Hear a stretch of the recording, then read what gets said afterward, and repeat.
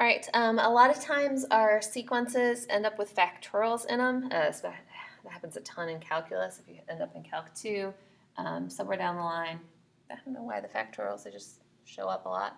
So just a reminder that n factorial means that you take, well, let's do it with a number. Remember, 5 factorial means you take 5 times 4 times 3 times 2 times 1. So if you have n factorial, that means you start with n, and then you take the number before it, and then the number before that, and you keep doing this until you get to 1. And you can just multiply them all the way down. 0 factorial is 1 by definition. I know that doesn't make a ton of sense, but it is. You can also check that on your calculator if you ever forget what 0 factorial is.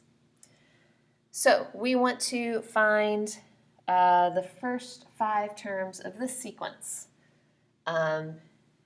This is not a recursive formula, but they are telling us to begin with n equals 0. So to find a0, we need to plug in 0. So 3 to the 0 plus 1 over 0 factorial. So that is going to be 3 to the 0 is just 1. So 2 over 1. Okay.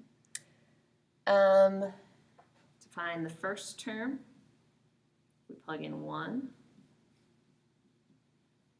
So that's going to be 4 over 1, which is 4. To find the second term, we're going to plug in 2. So that gives us 10. 2 factorial is just 2. So 5. To find the third term, oh, not the third term, this is actually the fourth term. Plug in 3. So that gives us 27, 28. 3 factorial is 3 times 2 times 1, so that's 6.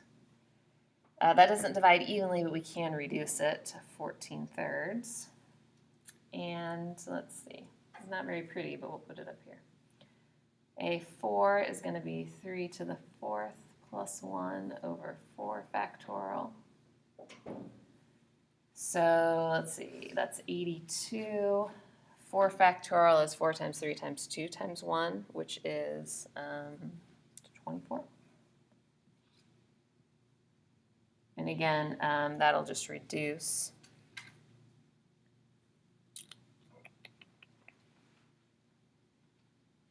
to 24. So yeah, 41 twelfths, as good as we can get.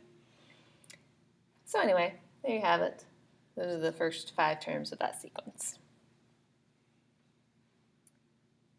Now, number 7 has us just simplifying some of these. Now, I want you to be able to do A without a calculator. I know you can just shove this all in your calculator and get an answer, but you can't shove in the ones with N. So we're going to use A as kind of to help understand what's going on. So we have 8 factorial. 8 factorial is 8 times 7 times 6. I'm not going to say that all. You can figure it out. Okay, 2 factorial, of course, is 2 times 1, and 6 factorial is this. Now, since this is all multiplication, we can cancel stuff. We can cancel galore. Okay, 6's, 5's, 4's, 3's, 2's, 1's cancel. I don't really need that one. And then even 8 divided by 2, those are both divisible by 2. So that gives us a 4 here. And our final answer is 28. This would be a ACT type question, like giving you really big numbers that would cause your calculator to overflow. So like, do you understand these properties of factorials? Can you get somewhere with it? Okay, now you can't use your calculator on this one, so let's write down what this means. Remember, n factorial means you start with n, take the number before it, and the number before that, and you keep doing that all the way down to 1. N minus 1 factorial means you start with n minus 1. You take the number before that, and the number before that, and you keep doing that all the way down to 1. And notice this nifty little thing that happens. N minus 1 cancels, n minus 2 cancels. Everything that's in between is going to cancel all the way down to 1, which leaves us with just n. All right, one more of these. 4 factorial means 4 times 3 times 2 times 1. And n plus 1 factorial means you start with n plus 1, and then the number before that is just n. I don't know what happened there, sorry.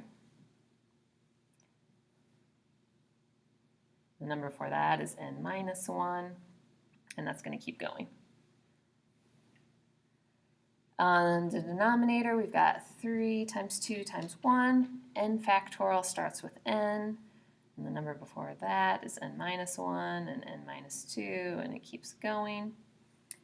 And so now we can cancel. 3, 2, 1 cancels, n minus 1 cancels, so does everything after that. So our final answer is just 4 n plus 1.